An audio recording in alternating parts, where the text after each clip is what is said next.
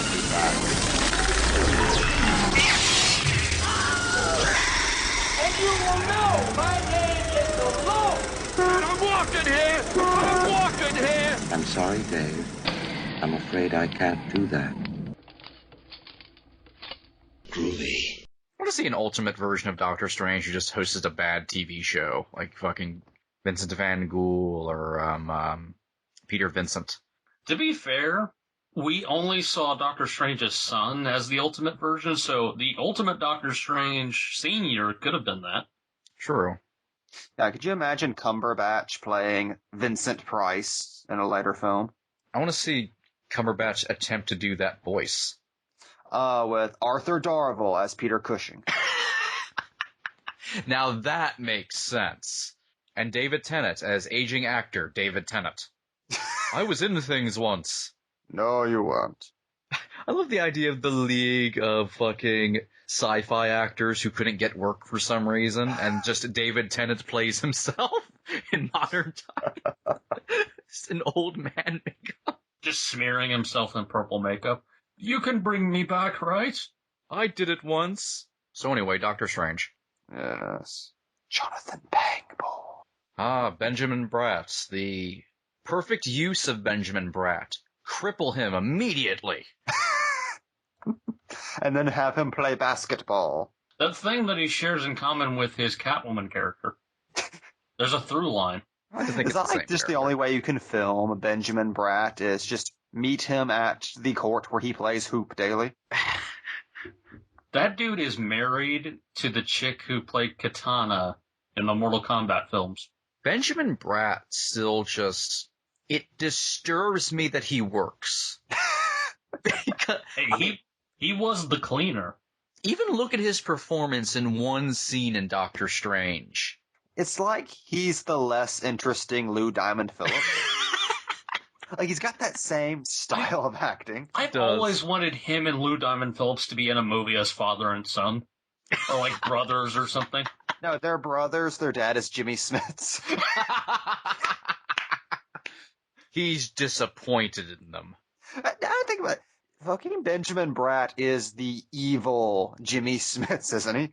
Oh my... You know who else could be in that movie? Freaking Oscar Isaac. As the youngest.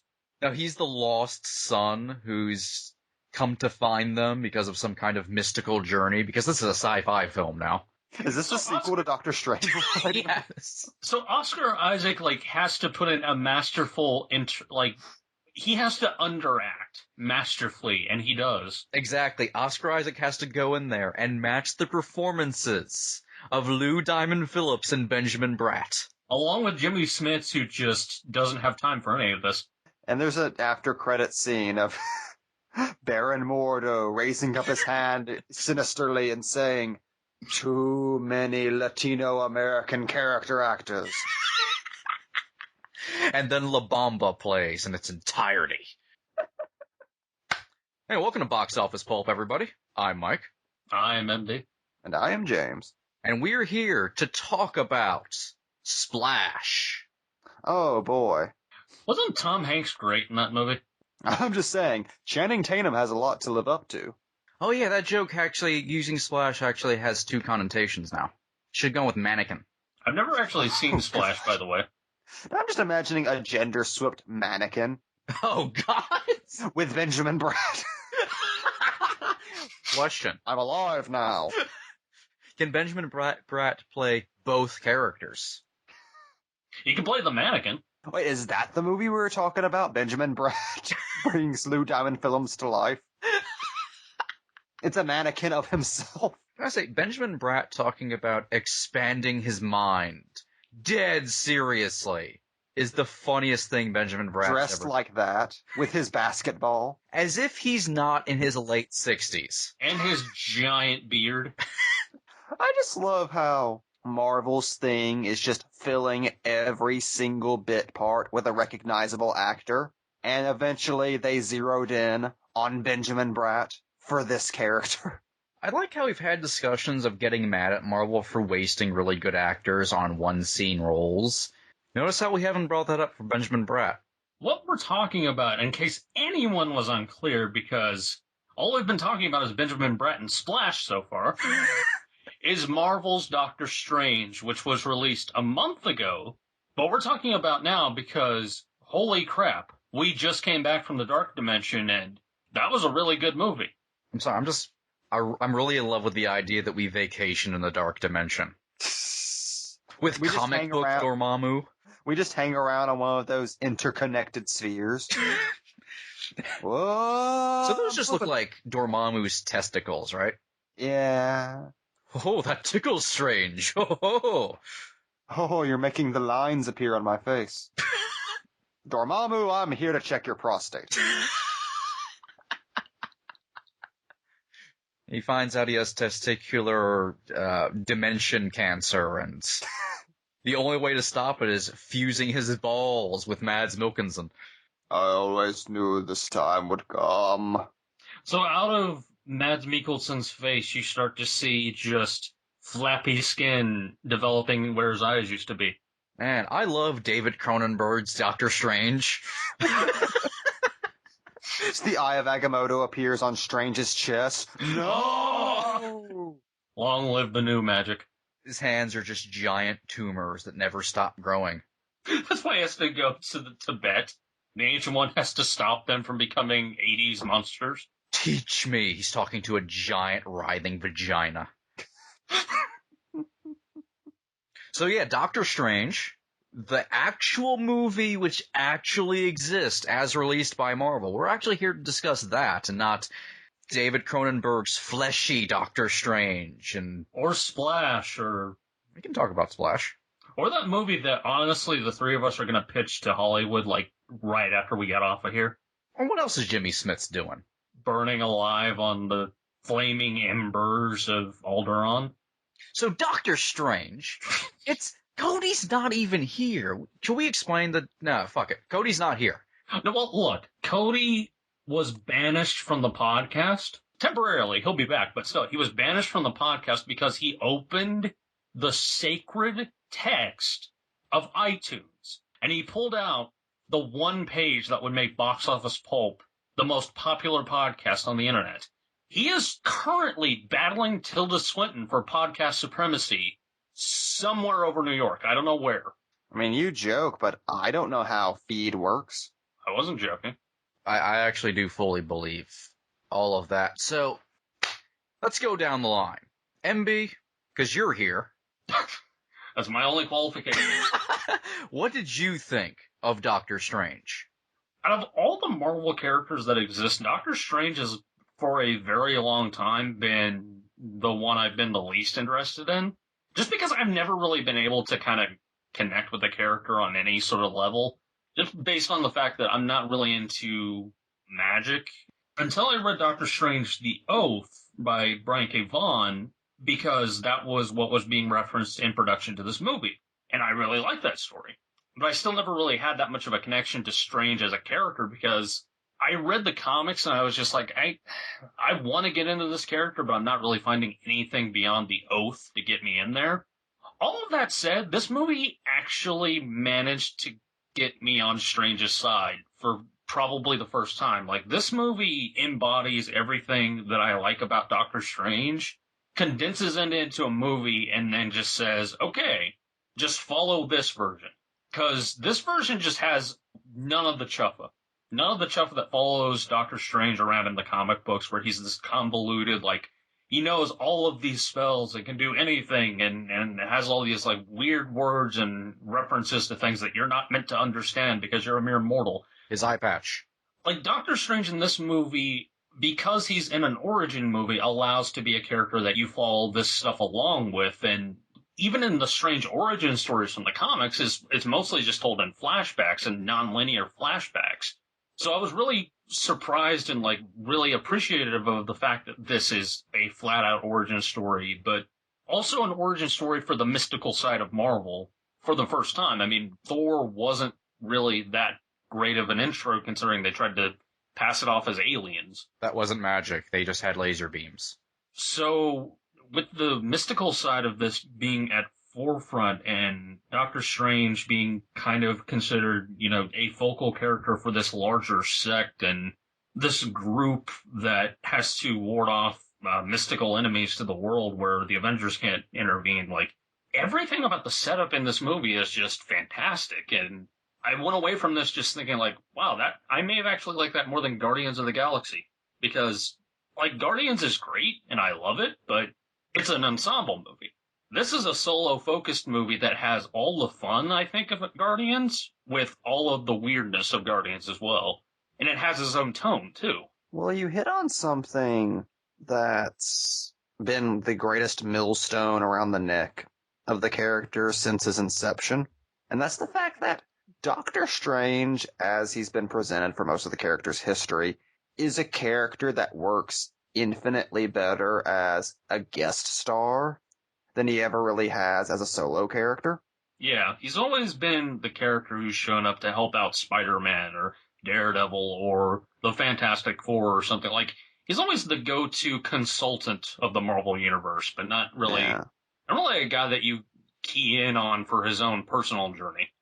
Yeah, and that's, I mean, that comes from the fact that the key conceit of this character is he knows pretty much everything and is basically a god.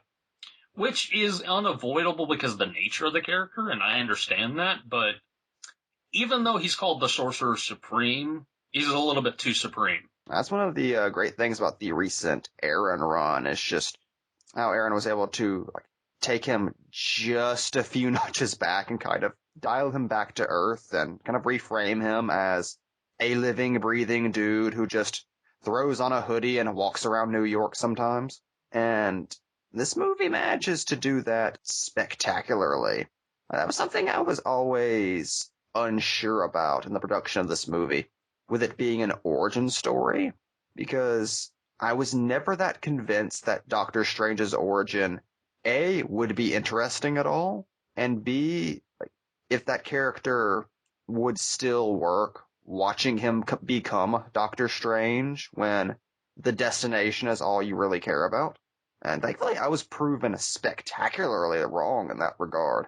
It's like, the origin as it's presented in the movie somehow manages to be really engaging by superhero origin standards, and manages to completely avoid the biggest red flag about Doctor Strange's origin in the comics, which is it's just Iron Man's origin, but with magic instead of science. And not only is it Iron Man's origin, it's also Batman's origin, because that was something that the writer Robert Cargill actually mentioned in an interview, that he was so mad that Batman Begins ripped off Doctor Strange so heavily because everything about that sequence in Batman Begins was just Doctor Strange with Ra's al Ghul.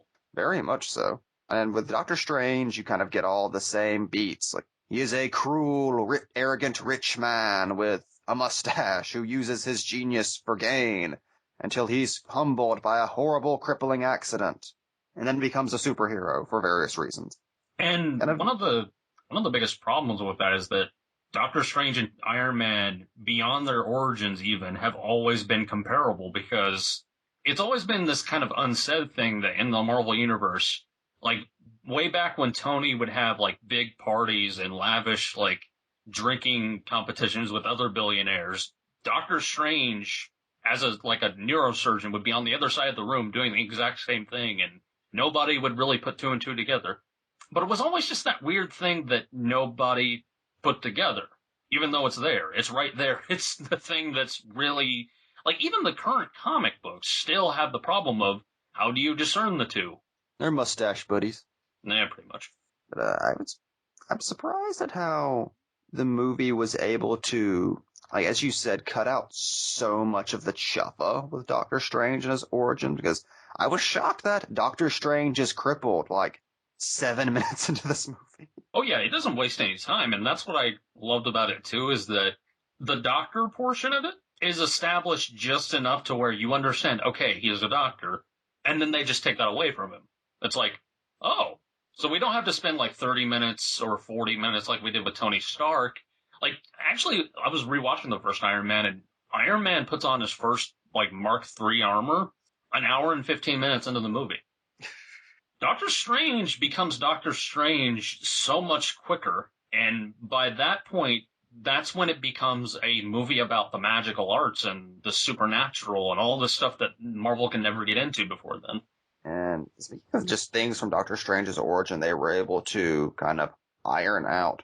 The thing that's always been a bit odd with Doctor Strange's origin is the fact that he is a wicked, gifted neurosurgeon, which they've always kind of like danced around the comics. Like, well, he used his neurosurgeon abilities for gain. We're not going to talk about it. And the closest I've seen to really going into that is in the very wonky J. Michael Straczynski attempted retelling of his origin in the 2000s, where they just changed it to he was a neurosurgeon and then he became a plastic surgeon because that's where the money was. The comic that you're referring to, by the way, is called Strange, which I also read for preparation in terms of this movie. And yeah, you're not lying. It's wonky. It is one of the weirdest retellings of an origin story I've ever read. The first issue is really good. Don't read anything else. No. Mm-mm. But they were able to kind of make that work in this retelling, and to give Doctor Strange a very interesting perspective that relates back to that, which is the idea that Doctor Strange's chief character flaw amongst all of the other ones is just a pathological fear of failure, which that never really occurred to me as something you could say about Doctor Strange. But yeah, even in the comics, yeah, that's kind of there. It's kind of an unsaid element rather than a thing that people bring out in like all the best Strange stories or anything.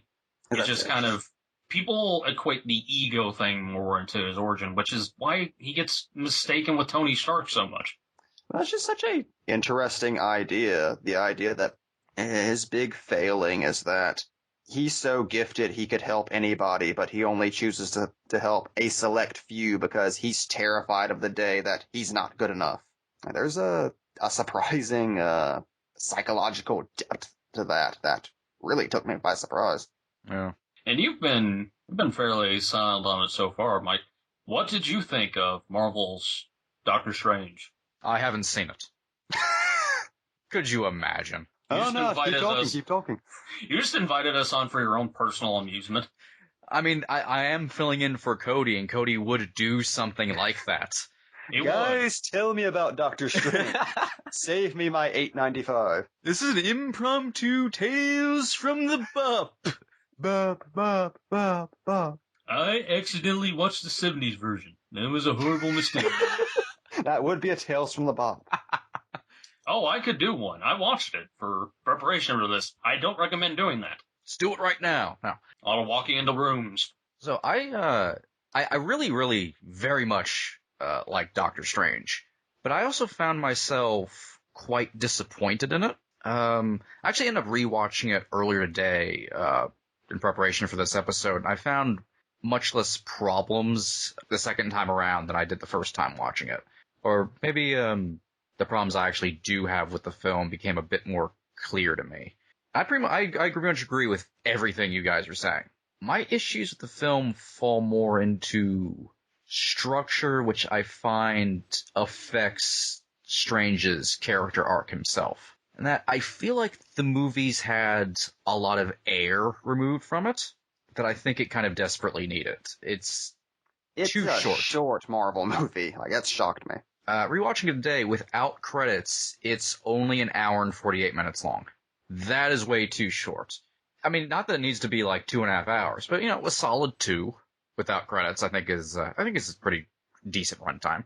It's nowhere near on the level of Ant-Man or Age of Ultron as far as, the infamous Marvel edits go, but by normal movie standards, it's a bit sparser than it needs to be, I would say. Yeah, and not to compare the, released film versus things you see in trailers and whatnot, but just in trailers, you can see little bits that are in existing scenes in the movie. Like, I don't know if there's even any deleted scenes necessarily, but just little bits that give a little bit air to each scene. Like, I found the first act moved a little bit too quickly once he's out of the operating room, because I was just watching the runtime, and by about minute 47, he's pretty much in the New York sanctum. An entire movie's worth of content happens in about 40 minutes, which is great, but I think misses out on a lot of fun of Strange's origin and kind of, it has to catapult the pace of the film over Strange's character arc that I think gets lost for a little while once he starts his training, where he's just kind of a funny dude learning mystical things. Which is good. I like how they didn't overplay Strange's dickishness so much. As you said, it was about something else. I do have an issue with maybe a little bit too much comedy, but I had the same problem. That's the only, you had the pacing. The only real flaw I could see that kind of miffed me was the comedy is a little bit overdone. yeah. Not Marvel overdone, but a little bit more than it needed to be. A little bit pulled back. Like, there's something that I think hurts when the movie needed to get maybe a little bit more serious. And it was a very serious moment once the Ancient One dies. Spoilers. And when he puts his cape on and ups his collar, where it's the Doctor Strange collar, and then there's a moment of comedy. Yeah, that really annoyed me. Yeah, that definitely did not need to be there. Or even when there felt like there were scenes that didn't make sense in the context of the pacing or structure that were just there for comedy sequences that were inserted, like him stealing a book from Wong, that just didn't quite jive when you look at the sequences around it leading up. It just feels like something's inserted in there for some reason. Strange trolling Wong is delightful, though, and I am glad that that's there. Oh, I love all the stuff with him and Wong. What's weird is that I'm listening to you two talk about it, and neither of those problems actually bothered me, but I do have a separate problem. That's what's weird, is like, I've seen a lot of people online actually talk about the movie and talk about it in varying ways to where everyone pretty much agrees, like, they like the movie quite a bit and it's a lot of fun, it's well made and like all this stuff, but there is that one thing, but it's always a different thing, like depending on who goes to see it. It is interesting. Kind of a Rorschach test. Yeah. And for me, it isn't the comedy. I love the comedy in it. I actually thought it was, way better handled than a lot of other Marvel movies lately. I would say so. It has better comedy than a lot of Marvel movies. There's just a smidge too much of it. Well, this is comedy written by Dan Harmon, so it's going to be good. It's just, you have moments where, like, Caecilius gets put in the contraption and then does a moonwalk briefly, and then his voice is muffled. It just kind of takes the air out of the whole situation for a little bit. See, I didn't get that impression, but one thing I did kind of hone in on is the biggest problem is that this movie wants to build so much to the Ancient One being the one who is lying and hiding something that it undercuts everything with Caecilius. Because even though he's motivated by the fact that the Ancient One is hiding the secret, that she's using, like, channeling the power of the Dark Dimension to keep herself young and to keep herself the one sole protector of the Earth realm, like, I did feel like that reveal came a little too late, because by that moment, like, it's like 50 minutes into the film and Caecilius has been doing all this sort of stuff and his motivations have yet to be made clear until that moment, and then, like, right after that, he has, like, one more scene. I want to see if you agree. Do you feel like obviously, I'm not saying this like this is true, it's just, this is the analogy I'm going for, but Caecilius was reshot into the movie? None of his scenes feel like they're from the movie. His opening scene does. His opening scene does. His opening scene and also the fight that he has with the Ancient One that introduces us into the whole world and everything, which is really well done. Yeah. But, like, every scene of him, like, in the church, every scene of him, like, every scene where he isn't interacting with a major character like Strange or the Ancient One is just something that's just there. It has the problem of, like, the villain is there to do his own thing off to the side, which we see way too often in superhero movies anyway. But this one feels particularly not relevant to the story, because what Caecilius is doing is reality altering. It should immediately have a cause and ripple effect, but they constantly have to go around like, where's Caecilius? What's he doing? Like, we can't find him. It's like, look where the Inception stuff is happening. Well, correct me if I'm wrong, but until, like, Ejiofor was actually cast, wasn't Mordo supposed to be the third act villain? Because there's like art of that and stuff. Is there? I've never seen it. Never. I don't think he was ever meant to be the third act villain, but he was definitely meant to have a much different role than I think they ended up going with. Yeah, according to Derrickson, like, it wasn't until he actually sat down with Ejiofor and they talked about the character that he realized that he shouldn't have a heel turn until another movie. I think that was definitely the right choice. Yeah, Mordo is one of the most fascinating characters. Mordo's my favorite part. Because Mordo is essentially, he's a loyalist who has an immediate crisis of faith, and that's what leads into something that's going to lead into a sequel, but that's the best possible. It's like everything that was done wrong with Sinestro in the Green Lantern movie is done right with Mordo. Oh, yeah.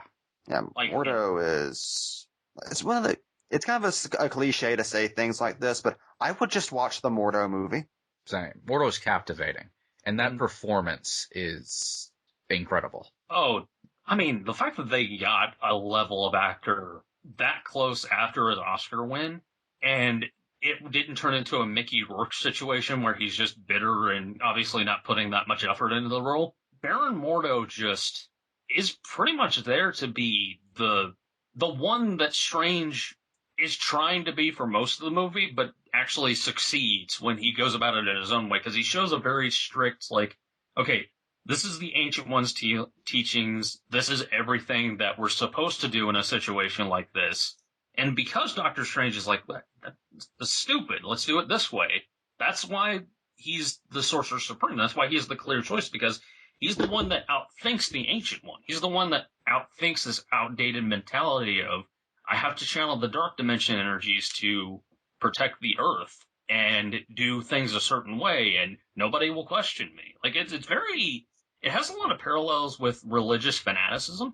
And it kind of, in the greater Marvel story, ties into themes we've seen, like, slowly building over these movies, especially this past year, of the idea of the way things have always been done, even if they worked, aren't necessarily what should be done. Anyways, we've definitely seen that in the past two Captain America films. Yeah. The notion that you sometimes have to get your hands dirty to do what's right is a very, very flawed point of view. Like, you see this very much with one of the last conversations between Mordo and Strange, where Strange has to kill somebody and is deeply, deeply affected by that, which really surprised me. And just immediately decides, no, he's not going to kill people anymore. There has to be another way. But at the same time, there's also a parallel scene towards the end where Strange makes a call that is very extreme and something to where it risks everything and risks further things along the way that Mordo is extremely uncomfortable with and says, no, this is not a path I can follow you on. So it's a really cool, like, opposite side of the coin thing that they have, because they both want the same thing, but they do not want to handle it in nearly the same way. And it's a lot more complicated than one is willing to kill and one isn't, like you would see in like another superhero movie, which is like one is like, it's kind of in a weird way, and I'm not like trying to knock this at all, but it's kind of like the Daredevil Punisher thing from the Netflix show, where the only difference between them is one kills and one doesn't, and that's what makes them bitter enemies. Doctor Strange and Baron Mordo have different reasons to be enemies. They have they have complicated characterization flaws that make them incompatible as allies. It's a true ideological difference that I don't think we've ever really experienced in a comic book movie to that extreme before. It's not Captain America and Red Skull being like, I don't like you because of what you represent. I don't like you what you represent. Yeah, I guess like Mordo's entire motivation is just a respect for what he views as the natural order of things. And like in that natural order, sometimes you have to break people's necks to get what you want. Yeah.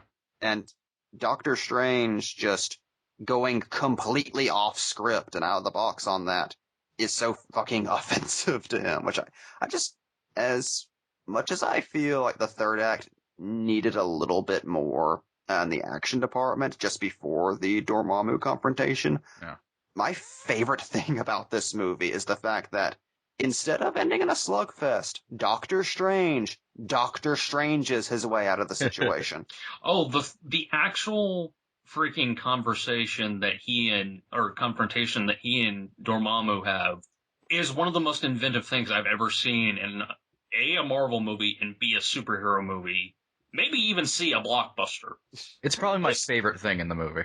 Just Doctor Strange realizing he's in a superhero movie, looking around and going, no. And then just talking his way out of the final confrontation. And I love how that tied in directly with the idea of Strange being afraid of failure, and that's what makes him the horrible dick that he is. Like I said, it's the most strange thing in the world. He wins by failing over and over again, and that's his sacrifice. Well, what I love too about that is that the build up to that is so amazing where, like James said, he looks around and he's like, this isn't, no, none of this. And what he does instead of fighting is he flies into the air and goes through dimensions and confronts the big bad monster man and says, Dormammu, I've come to bargain. He literally breaks the fabric of time to swipe left from what is usually considered to be the traditional superhero movie ending. He escapes the cliche. Which is, very similar to what Civil War did in its third act, where it set up the cliche and then completely circumvented those circumstances. And the end of Doctor Strange does the same. Wong, Mordo, and Strange are all side by side about to fight Caecilius and his zealots, and Strange just goes, no, there's a better idea. There's an actual thinking, clever idea, not just fighting people with magic things in our hands. And what's cool is that you actually get to see the exact result that gets him to that point, because someone dies, he sees that and is like, wait a minute, I can just undo that. I can undo that and then take this even further. Because he has the Eye of Agamotto, which is used brilliantly, like in a way I didn't expect. I just love what a Doctor Strange thing that is, because it never occurred to me at the time, but walking out of the movie, I was thinking, I would have been so irritated if a Doctor Strange movie ultimately ended in a slugfest. Yeah. That would be the most un-Doctor Strange thing in the world. Steve Ditko would pull the paper bag off of his head and pull a gun on the director. You'd have to leave his apartment, though. Oh, yeah.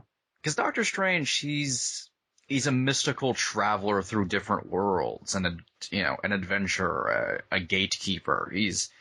He'll fight people, because he's a comic book superhero, but he's not...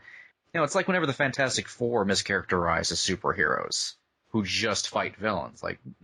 Strange goes into other worlds. He goes in weird acid trippy places and deals with forbidden knowledge that is leaked out. He does other things other than just fist fight people. Well, not only that, but the way he fist fights people is stuff like runes and fancy words and spells that just completely upside a character. He doesn't throw a punch the way that other characters do. Yeah. And what separates Doctor Strange from all the other Marvel characters, that thing that's always been very integral to the core of the character, is that at the end of the day, Strange is a man of peace. He's a scholar. That's why you don't see him in the big slugfest with the Avengers, because he's going to look at that and say, no, I'm not going to go punch some people. I'm not going to destroy things. I'm going to sit here and read my book with my tea. And not only that, but the movie does a brilliant thing by having Strange in the second act be presented with a situation where he has no choice but to fight, and he's really terrible at it. He is really bad at fighting Caecilius and his minions. He only just barely escapes with his life. And that kind of feeds into the third act, because the third act is essentially him going, well, if I try to fight him on his terms, it's just not going to work out, because we've seen how this goes. I had to kill a man. Nobody can fight Mads. Literally, Doctor Strange in the second act is saved by a living cape. I love the Cape of Levitation. The Cloak of Levitation, the magic carpet from Aladdin. Yeah, I was going to say, the magic carpet from Aladdin that just freaking becomes his own character and gives Strange the most amazing hero entrance I've ever seen, which is him levitating up off the ground as his theme plays. Yeah, can we make use of the Eye of Agamotto for a second and turn the clock back just a little bit to the battle that prefaces the Dormammu confrontation, where Strange and Caecilius battle in a Hong Kong that is being undestroyed. That was so inventive and incredible. 'Cause Personally, I would have liked to see it go on for maybe just another minute, just to make it a little more satisfying, because it was over a little bit sooner than I think it should have. But holy shit, when it was happening. Yeah, I could not believe those visuals. Just so trippy and just something I've never seen before. I would have liked, because I was kind of fine with the earlier action scenes with Strange fighting. It was fine, but it was, other than the stuff out in the streets, it was when the Ancient One shows up, just Strange versus the Zealot and stuff in the Sanctum were just kind of standard. And then time reversing and Strange and Caecilius fighting and people getting trapped in things as time is reversed, and wow, that was cool. Not only that, but I mean, that just leads into a larger thing about the movie, which is everyone talks about it. The visuals.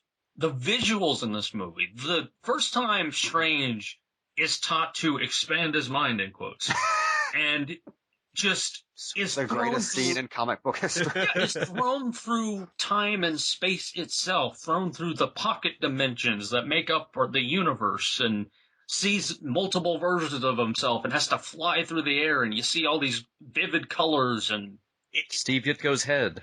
Exactly. It's the thing that Derrickson prompted the most out of the movie, which is he wanted to capture the feel of a Steve Ditko drawing so much, and it did maximum Ditko.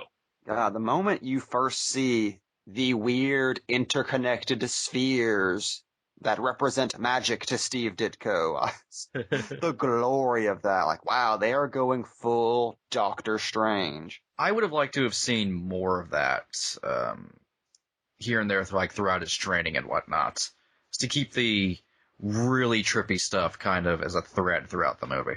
Just his hand filled with hands. Man, he would whip that out during the battle. What the hell is wrong with you? Oh, my hands are everywhere. God, I mean, just the visuals just making up such there's a great scene of Strange in astral form fighting off someone who's attacking him in their astral form as he's being surgically operated on. There's so many cool ideas for scenes that play out just on their own. It's separate, they could be their own mini films in a weird way. Oh, there's so much inventiveness with the film, things we've never seen before, particularly from Marvel movies, which, of course, has been accused of being fairly standard in a lot of sequences. And maybe not all of them work in Strange necessarily, but who cares? It's just inventive. This is definitely the prettiest Marvel movie of them all. Oh, it's gorgeous. The cinematography is just eye-popping. There's been a lot of criticism in recent years that the Marvel movies all visually look identical. I think Doctor Strange very thoroughly puts that idea to bed, because this does not look like a standard Marvel movie at all. No, it doesn't From look shot one. It doesn't look like one, doesn't sound like one. It doesn't even really, even the way it flows is not necessarily like a Marvel movie. It has this otherworldly quality to it just as on celluloid. There's something about just seeing him in the mountain temple, just reading these books and going and seeing all these other people train, and it's so not the way that you would see the monastery in Batman Begins or just a hilltop. It's so different because he walks into the main entrance and there's that awesome scene where he mistakes an Asian man with a goatee to be the Ancient One. Was that Mad Dog? I don't know. I haven't looked it up. I'm pretty sure it looked like Mad Dog to me, but I couldn't tell with the beard. The Handless Man. I want to know what his story is. And the place looks like a day spa. It looks like something that you would see out of a traditional tacky scam that Strange thinks it is, because it's just this place where people gather around and sit at tables and read books and drink tea. And it's so cool to see so many different, I was impressed with the set design in this movie even. What I liked about the costume design it's very, very Doctor Strange, Yes. but feels exactly like it belongs in the Marvel Cinematic Universe, which is impressive because of how different the aesthetic of Doctor Strange comics are. Well, they take those costumes and they take those visuals and make them just enough like real clothing to work, but just insane enough to stand out. Like, there's a balance there that's achieved that I'd never seen in any other Marvel movie. Because, you know, with Iron Man, he's usually in an armor, and that's usually done practically, or it's done CGI, or a combination of the two. With Captain America, he's wearing this other kind, it's a military uniform type thing. Even when he has a, like, Winter Soldier, Doctor Strange just is wearing, like, essentially Jedi robes, but done so much cooler. I'm so impressed that they managed to make that dress that Doctor Strange wears look amazing. And the cape looking the way it does and still being the cape. It's Like, hard to that's pull off a impressive. good cape. It's hard to pull off the Doctor Strange cape. Like, screw capes. It's just, that's the most troublesome cape that you could ever do in a superhero movie. Well, those collars always look stupid. Always. Except in Doctor Strange, where it's not stupid. It looks awesome. I don't know how they managed that. And they finally managed to make a CGI cape work. 30 years after Spawn. Same cape. It just got bored. I would love for a reveal in, like, the sequel or even Avengers Infinity War that the Cloak of Levitation had his origins in Necrogoo. Why do you keep just writing Wanda on the walls? But Simmons went to the Ancient One for enlightenment. Yes, I will shave your head. Speaking of, so do you think that was makeup? Or that Tilda Swinton just has crescent moon scars all over her bald head? Pretty sure she just has those. Pretty sure she just has those. It's Tilda Swinton. I believe it. So, can we just talk about the cast in general? Because one of the great things about the Marvel movies is that usually they generally always tend to have a good cast, but this cast is like a cut above in terms of just the amount of prestige they got. Because you have Benedict Cumberbatch, of course, but you also have Tilda Swinton, you have Mads Mikkelsen, you have I cannot for the life of me pronounce his name, Mordo. Chewie. You have him. That's racist. We're just gonna move along. You have just, I mean, even Rachel McAdams, who, I gotta admit, yeah, she's in a wasted role. I kind of liked Christine the first time I watched Doctor Strange. Thought it was fine. Rewatching today, that character, I don't understand what they were doing and then using Rachel McAdams. It was the one place where it's like, okay, Marvel, I know you know there's going to be sequels to these movies. That doesn't mean you can just go, we can do her later. Like, just give something. Like, it's very awkward rewatching it.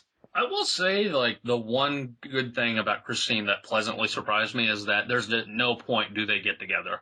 I did like how that's done. Yeah, she's an X, and she's there to be an X, and she's just going to remain an X, and I like that because that's not where you see that story going, and particularly for the use of Rachel McAdams, I just imagine, that's why they brought her in, is just so they would have someone to swoon over whenever Doctor Strange kisses her or whatever, but they don't do that. Which Derrickson did very, very intentionally. It's just the downside is the thing she is there for is just to react comedically to weird things, which is disappointing. It's like, I think she works fine as in dramatic just in a symbolic role as being just what was left of Steven's normal life. Yeah. Because if you remove her from the story, it's just he's a dude alone in a house with a piano. So you kind of need her there just to establish that he is in fact a person. Yeah, I just feel like and you'd had plenty of time. There was just a little bit more to do with both Christine and using her to kind of flesh out Steven's character more, both on the before side and then the after side, especially the after side. Because the way they're reintroduced to Christine is kind of just out of nowhere in the movie. It makes perfect sense, but it's just kind of out of nowhere. He just gets stabbed and then immediately goes to Christine and then has an action scene. But she's only really just there for that middle portion and then the end portion. So you don't really get this. I feel like there should have been a couple more dramatic beats that would have been interesting in there between the two of them, but that's just me. I actually think that she would have been better served as more dramatic beats in the beginning, because one of the things I felt like didn't work in the first act, and I more or less loved the first act for, like, even as quick as it went by, I still love that. Yeah. One of my things with her is that whole moment where Strange turns on her and turns her away and, like, starts yelling at her because, she, you know, he goes on this whole thing about how she pities him and is there to just clean up his wounds and all that stuff. It's like, I liked the scene because it was well acted. I didn't think it was earned. It wasn't earned because I hadn't gotten to know these characters yet. No, not Yeah, particularly. there need to be a little bit more there. Yeah, honestly, if I didn't know Doctor Strange was supposed to be a dick, I wouldn't quite buy that scene completely. But, like, just going into the cast in general, like, I gotta admit, Benedict Cumberbatch, as great of a casting choice as that was, I was always leery of, because, especially when I saw the first trailers and I realized he was gonna have to use an American accent. Still a Why? missed opportunity. Still such a missed opportunity. I don't know why they did that, because there's no reason in the comics for Strange to be an American dude. There's no reason for him to, like, not have a British accent whatsoever. And everybody knows Benedict Cumberbatch is British. Also, everybody loves his British accent. Also, it would have differentiated him further from Tony Stark, who's an American dude through and through, so it would have worked way better. But I gotta say, even with that said, Benedict Cumberbatch is the perfect Doctor Strange. Oh, he's fantastic.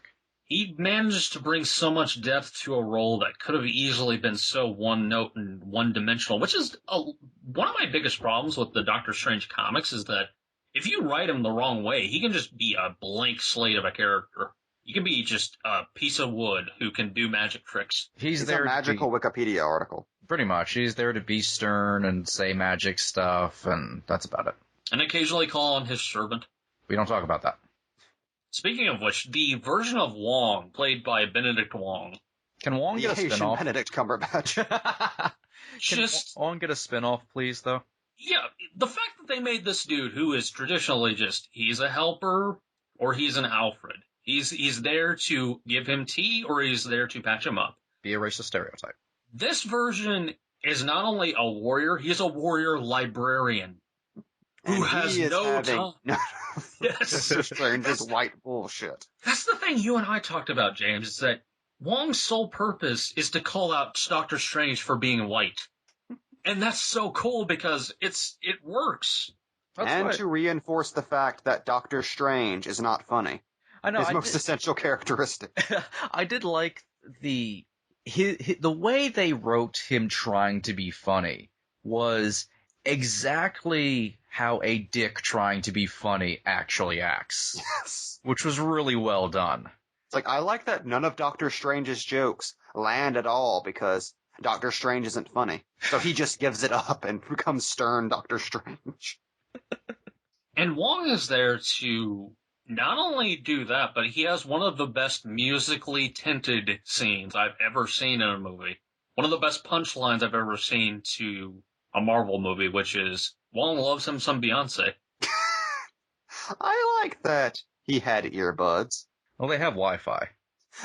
Are you as fascinated by that concept as I am? Because I just like the idea of the Ancient One having to talk to AT&T sometimes. I do want to know who pays for it. Mordo, he is a baron. Also, this has nothing to do with, I was hoping for a dramatic reveal of him being a baron, by the way.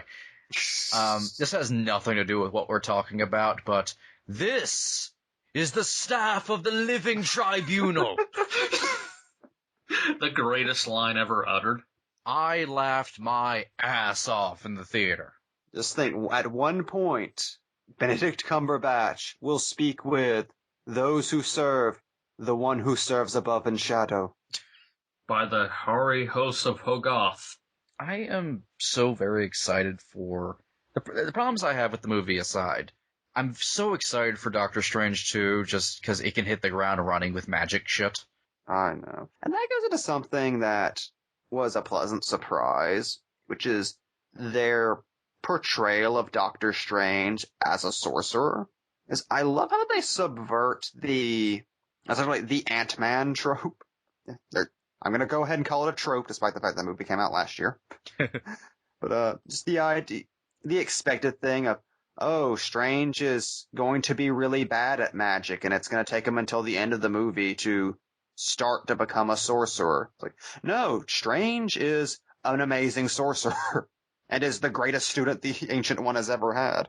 Like, they actually do a good job of, like, easing you into the idea that, oh, this really isn't a fish out of water story. Doctor Strange was born to be Doctor Strange. This is his calling. Yeah. It's something that he was just never on the path for until his path was taken away from him. It's always been there. It would be like if, like, Bruce Wayne had always meant to be like this great martial artist and detective and never had to train for it. He just found it whenever he started training, which would be the ultimate white man rich dude move. And yet Doctor Strange, like, whenever he does it, it's actually, like, it fits because the thing that they're trying to do with it is so interesting in the way that the Ancient One is looking for someone to become the new Sorcerer Supreme, but she's not actively looking in the sense that she's kept her eye on Strange for all these years and has looked at, like, everything he's ever done. No, he just showed up on her doorstep and she's like, wait a minute. You're the one? Because she has him go through all these, like, training, like, rituals and stuff and doesn't expect him to come out on the other side. But when he does, that's when she starts realizing, I've been searching for you for this long. I like the implication that occasionally the Ancient One just murders people on Everest. And Mordo is really sad about this. Mordo was not happy. Oh, Tilda, not another one. So can we talk for a moment about how fucking amazing Tilda Swinton as the Ancient One is? Oh, The incredible. most badass character in the Marvel Universe. Bum, bum, bum, bum, bum, bum, bum, bum. It's actually her theme. Tilda Swinton does such interesting things as the Ancient One, just from facial expressions to her cadence when she's speaking. It's so different than anything I had seen her done previously. I don't understand how you pull off being otherworldly and chatty and personable at the same time. It was such a different take on the Ancient One. It's like you believe she's thousands of years old, but looks the way she does. And it's all in just the way it's like she has this otherworldly knowledge. It's like she has, like, the knowledge of someone who's seen 1,000 battles, and that's all conveyed in, like, a body stance or posture. And that's masterful. Like, that's the mark of someone who not only knows how to act, knows how to freaking act anything. She could probably pull that kind of performance off in a Sesame Street role. That's what made her dying so sad. It's like, no, I just want more of the Ancient One in these movies. Yes, leave her here forever. Have Great her death be scene, Doctor Strange. though. She grows the mustache. Great death scene, though. Oh yeah, One of the best scenes in the movie. I love the fact that they managed, because of the nature of the material, they managed to pull off a death scene where nobody's, like, panting and choking and, like, being like, I have to tell you this one last thing, like, you know, every mentor figure that's been in the MCU so far. That would be hilarious if she was doing that in the astral plane. Get me to a doctor! And then she just puts her finger on Strange's chest and then fades away. While saying that her family is dead. All the things. But I love the fact that they got to have one final, just peaceful, tranquil chat. Which again is the Doctor Strange thing to do. While looking at the skyline of New York, which is just, that scene is beautiful, and just that it's them, but they're not quite there, and it's just a really cool shot of New York. And I love how they were somehow able to wring pathos out of the Ancient One.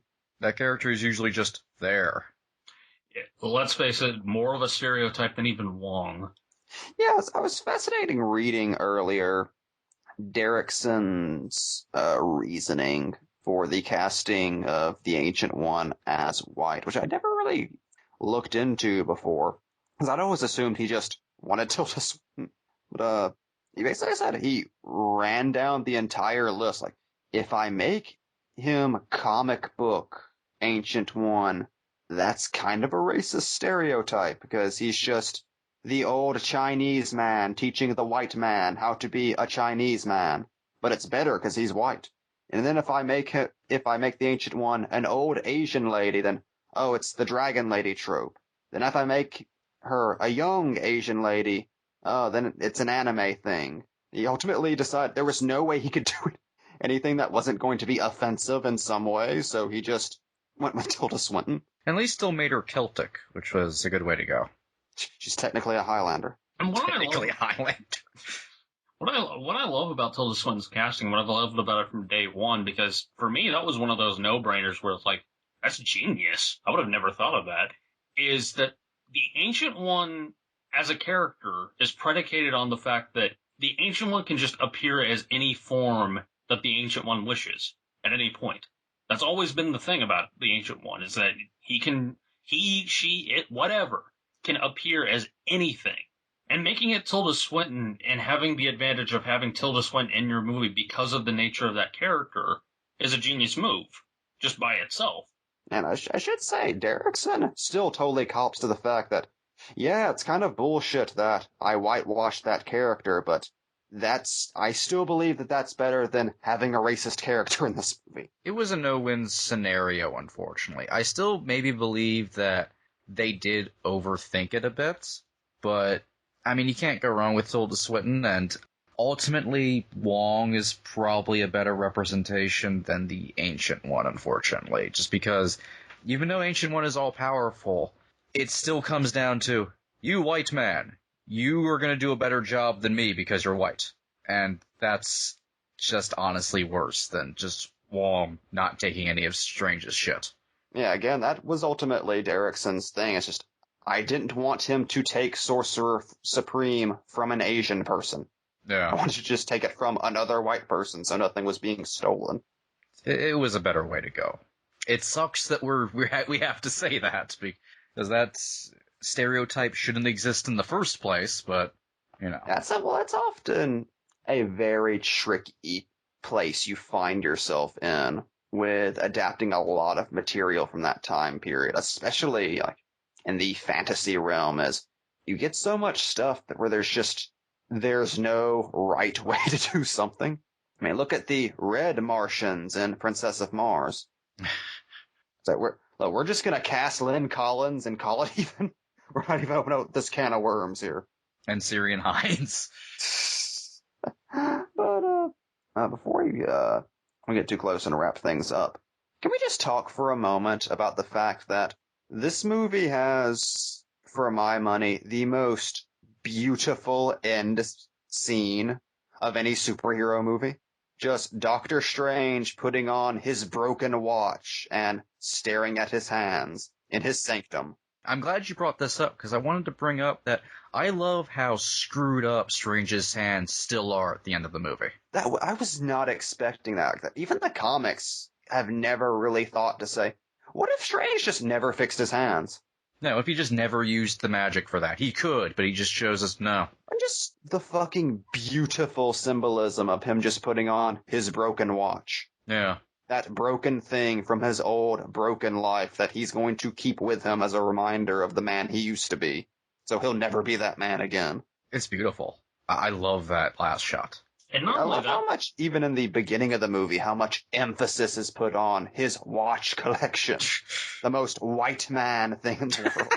but I just, even beyond that, like, I just love how the fact that there's a mainstream Marvel movie in existence in this day and age that ends on a quiet note. I loved that Yeah. so much. Like, it took me by surprise the first time, because I was like, wait, when it faded to black, like, is there more? Because I'm so expected on, like, oh, it's going to be like the Captain America Civil War origin, where there's just this triumphant scene of Steve Rogers emerging from the dark to free the other Avengers, or it's going to be like friggin' Iron Man, the first Iron Man. It's going to have him at, like, he's going to do something really, like, over the top and bombastic or something, but no, it just honestly kind of brings him to a darker, more serious place than he was in the beginning. But it's not on a downer note. No, it's more of a stern note, which I think, going forward is a good way to play Strange. Just more jokey Strange. That was kind of more flippant asshole Strange. Now he actually has a job to do that's real now. So he needs to be a little bit more stern and have it together. He can't be like having like iPod roulette whenever he's doing a neurosurgeon operation or something like that. He has to actually, focus. I just love how they emphasize his isolation there. Yeah. Just Doctor Strange alone in his sanctum sanctorum. And also, can we just thank every movie god in the world that the movie did not end with Wong deciding to become Doctor Strange's servant? Thank God. Though he is there with Strange. But I like to think they're lovers now. Well, no, it's made very clear that Wong mans the fort at the other temple. Yeah, Hong Kong. He protects, like, the Eye of Agamotto, which, by the way, best use of an Infinity Stone yet. I love how that's just a small take it or leave it thing, and they don't draw attention to it. Yeah, it's like the first time that's not bullshit. And even if you don't know what any of that means, just in the context of the movie, that's just a nice point. Yeah. It's like, oh, Strange still doesn't know what the Eye of Agamotto is. He needs to learn from Wong. Yeah, I like how he's not infallible at the end. He's just kind of fell into that accidentally. Like, even the Cloak of Levitation, like, he doesn't completely understand it, but he still uses it because it's useful. Like, he's very practical in the way that he deals with, like, he doesn't pull out a scepter or anything during the movie that he doesn't know how to control, but needs to use because the story depends on it. Like, he just kind of does what he needs to do and only goes as far as he understands. And then the rest he'll learn. I do like how there is a scene like that during the first fight with Mads. And it's like, oh, I don't know how to do this. I'll throw it at him. Mads is so put off that he has no idea how to use what he's holding. No, not to completely just defecate all over Caecilius, because Mads Mikkelsen, for the screen time that he does have, is delightful. Oh, he's sassy Mads. Oh, yeah. And that scene of him, like, explaining what the Ancient One has actually been doing, and just the hatred / just legitimacy in his voice, because he wants Strange to pay attention. He wants to tell him the truth. He doesn't want to, like, say, this evil thing that I'm doing is for an evil thing and an evil purpose. I'm going to manipulate you. He's actually telling him the truth the entire time, and he's vilified. Now, I'm gonna go out and say it. Caecilius was right. It was. Let's get that on a t-shirt. With the eyes underneath it. Caecilius was just integrated poorly into the movie. And not poorly in that he didn't belong there. He did. Like, that actually played into the plot very well and went along with everybody's arc. And oh, yeah, he's a heavy fixture. Oh, yeah, and Caecilius has a very interesting villain plot. The problem is the movie only treats Caecilius as important when it's time to deal with the villain. Well, it's a plot device. Yeah, it's like the door opens up and Caecilius is there, and then Doctor Strange is now in a superhero versus supervillain plot all of a sudden.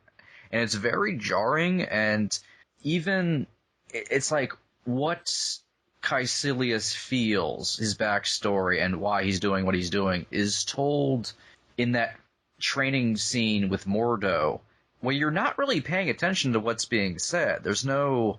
You could miss that information because it's barely there because it's a scene of Strange training, so that's kind of more important than just what's being stated. And it's mistakes like that that kind of downplay Caecilius too much in the movie. It's like you could have an actual scene of Mordo and Strange somewhere. He's telling this information, and maybe we're cutting to Caecilius and he's doing something, and we're connecting the dots, and we're connecting what Mordo's saying to a face. Instead of just a lot of information that's kind of info dumped out there, unfortunately. Still, though, Mads Mikkelsen better off in this movie than he was in Thor: The Dark World, because he was nearly cast as freaking God, I forgot about that. Could you imagine? That would be unforgivable. Yeah, Caecilius is an actual villain, so... Malekith the Accursed. That thing that, thankfully, he got cast as Hannibal Lecter and couldn't do. Thank God. Before we wrap things up, I think we have to talk about one of the breakaway stars of this movie. The thing that walking out and in the days that followed since I've seen it has been like the most iconic thing about this film, and that is Michael Giacchino giving one of the best superhero scores in the past 10 years. Guys, Strange has a theme. Bum, bum, bum, bum, bum, bum, bum, bum. So goddamn cool sounding. I have listened to that score over and over again this week, and that is maybe the best use of integrating a theme throughout an entire score I've ever seen. Oh yeah. Because in over half the tracks, I believe, the Strange theme plays at some point subtly. Like the entire score to that movie plays like one long Doctor Strange medley. And at the end of the movie, there's a trippy 70s movie variant of it. This is brilliant. Which I found out is only in there because they had a gap in the end credits music at the last minute because they could not get the rights to Are You Experienced? So Really? Giacchino pulled that out of his ass just to play in the mid-credits. I'm glad that happened. Because that works out much better. Like, I would have preferred them to use that as the closing music rather than what they went with, although that's the music they went with is still very beautiful. Yeah. We've talked about Giacchino on this show before when talking about Super 8. He is maybe the best new composer working in movies today. He's the new John Williams. Oh yeah, he's the best composer who hasn't been in films for 30 years. Yeah. I am so happy he's doing Spider-Man. Oh, I am Yeah. waiting with bated breath to hear that score. A lot has been said recently of the quality of the Marvel movie scores, which I, for the most part, concede. Not just in their diversity, but in their use in the movies themselves. At no point is the score in this movie ever obnoxious. At no point is it just some background music to keep the tempo of the scene. Yeah. It manages to ride that fine line where you always know it's there, but it's never being bombastic. And every time there's a dramatic sting, like in, the full Cloak of Levitation reveal, it always feels earned. You feel the music, and it's there with you, and it's the character of the movie playing the music, as all great scores are, particularly of the old superhero variety, where there was that main theme. And it's been a while since we've really gotten that in a movie. Yeah, as, like I said in the Super 8 episode, Giacchino is a genius whenever it comes to creating a score that evokes the feeling you would have if you were in this particular situation that you're watching. And for Doctor Strange, Giacchino creates the feeling of wonder and adventure that, like, I have not heard in a really long time. Yeah. I may flat out say this is the best Marvel score. I think it might be. I have some personal favorites that I put above it, but this is definitely one of the best. It's one of the top or upper tier. It's definitely like down to that and maybe like the first Avenger or Winter Soldier score. Winter Soldier. I even have a great affection for the Iron Man score, but this is like... First Iron Man movie score is actually pretty goddamn good. Yeah. And then, of course, they replaced him. Yeah, I can't wait to see them replace Michael Giacchino. That's going to be amusing. God, I hope Scott Derrickson is allowed to come back to direct Doctor Strange too. I hope they don't recast Baron Mordo at the last minute. I love you, Marvel, but you have worry some me. weird practices. You have some weird practices. We all have to sit with bated breath when it comes to sequels to these things. That said, though, this movie made more money than God, despite the fact that nobody expected Doctor Strange to be, like, a huge moneymaker. Maybe, like, a modest moneymaker, but not to the level that it was, so we're at least getting a sequel. Yeah, I can't wait to read the news that Captain Marvel has been pushed back to make room for Doctor Strange. God damn it! You joke, James. That wasn't even a joke, dude. I know. I'm kind of expecting that to happen. Yeah. And after Doctor Strange was revealed as the reason Rhodey is crippled, so why don't you just fuck up the whole Marvel universe, Strange? Yeah, why'd you have to go back in time, Strange? Sorry, I got my universes crossed. There's so many dicks in comic books. And I don't mean just because of the spandex. but mostly because of the spandex. And there's a lot of male characters. There's too many male characters, is what I'm getting at. Baron Mordo walks out. Too many penises. And then then Benjamin Bratt falls to the ground. Oh! Next summer, A-Force. And I've been Mike. I've been MB. And I've been James. Mike, it seems you forgot your sling ring.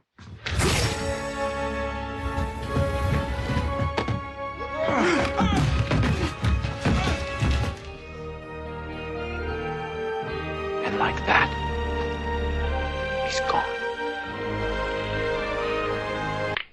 So how amazing was it hearing Mads Mikkelsen say, "It appears that you have lost your sling ring." You thought that was some kind of rap. This is Box Office Pulp Guy, and this has been a Pulp Podcast production. Now please, please, please, put a gun in my mouth and pull the trigger and say goodnight. And now, on with the show. Mr. Johnson, have you heard about those people who don't know about our podcast? Yes, sir. I've heard of them. Do you think anyone who doesn't know about our Southern Theme podcast should go to jail? No, sir. Do you think anyone who has heard about it but hasn't listened to our podcast should go to jail? No, sir, no. Do you think anyone who refuses to listen to our Southern Theme podcast should go to jail? No, sir, not really, no. Then what should happen? What would be a fair sentence? Do they deserve to die, Mr. Johnson? Do they deserve to die? Yes, they deserve to die, and I hope they burn in hell.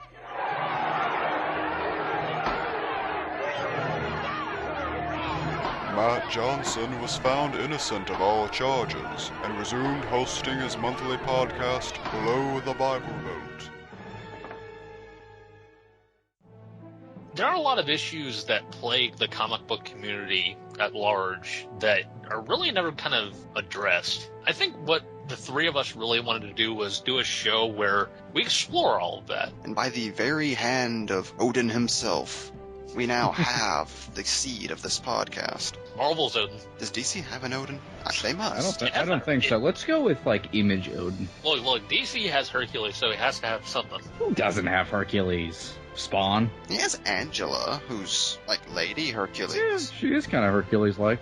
Can we still legally say Spawn has Angela? Have I just gotten us in trouble? Well, now that she's Asgardian, I think it's fair play, so... Hey, she's not technically Asgardian. Yeah, but she's Asgard's assassin. And she has, like, a weird new haircut. Have you seen Angela's new redesign? Look, we can get all into the pathos of Angela on another episode. That was just a little taste of graphic novelism.